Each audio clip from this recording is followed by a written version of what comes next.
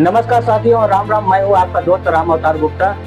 साथियों, कभी कभी हमें अपने पड़ोसी देशों की भी तारीफ कर लेनी चाहिए। अगर पड़ोसी देश ऐसा काम करे जो तारीफ के काबिल हो तो दिल खोल कर उसकी प्रशंसा और तारीफ दोनों करनी चाहिए। जी हाँ साथियों, हम बात कर रहे हैं अपने पड़ोसी देश चाइना के विषय में।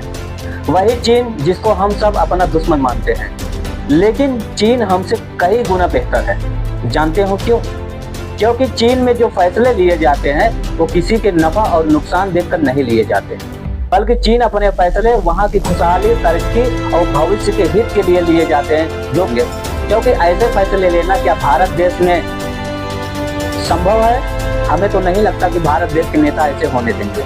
चाइना ने जो फैसला लिया है उसके अनुसार चीन में कोई भी कंपनी या कोई भी व्यापारी हो, वो स्कूल खोलकर पैसा और मुनाफे के लिए शिक्षा का व्यवसाय नहीं कर सकता। और वहाँ के जितने भी स्कूल या कॉलेज हैं उनको नॉन प्रॉफिट अर्थात नॉन प्रॉफिटेबल संस्था के रूप में पंजीकृत कराना पड़ेगा, जिसका मुख्य उद्देश्य है साथियों शिक्षा पर होने वाले खर्च को कम करना, ताकि बच्चों और उनके पेरेंट्स पर पढ़ाई का अतिरिक्त दबाव ना पड़े। तो साथियों, क्या आपको लगता है ये सब नियम जो चाइना ने अपने यहाँ पे लागू किया है वो भारत देश में लागू हो सकता है? वो भारत देश में इसलिए नहीं लागू हो सकता क्योंकि भारत के जितने भी संस्थानें हैं, वो प्राइवेट सेक्टर के जितने भी स्कूल कॉलेज हैं, वो 80% नेताओं के हैं जो सिर्फ शिक्षा को व्यवसाय बनाकर बैठे हैं। और एक चीज जानते हैं साथियों, चाइना ने नियम लागू किया है कि 5 साल से लेकर 15 साल के बच्चों से आप फीस नहीं ले सकते। शिक्षा के नाम पे उनसे मोटे मोटे पैसे धन उगाही नहीं कर सकते। अगर ऐसे करते हैं तो आपकी मान्यता रद्द कर दी जाएगी और सीधा 10 साल के लिए जेल भेज दिया जाएगा।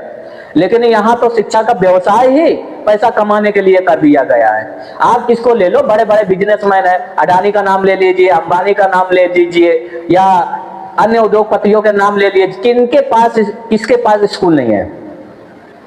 वो तो छोड़िए, हमारे 80 से 90% तो नेताओं के स्कूल और कॉलेज बने हुए हैं। पर तो अच्छा खासा डोनेशन दे के एडमिशन किया जाता है। 5-5, 6-6 लाख रुपए में सीटें बेची जाती है।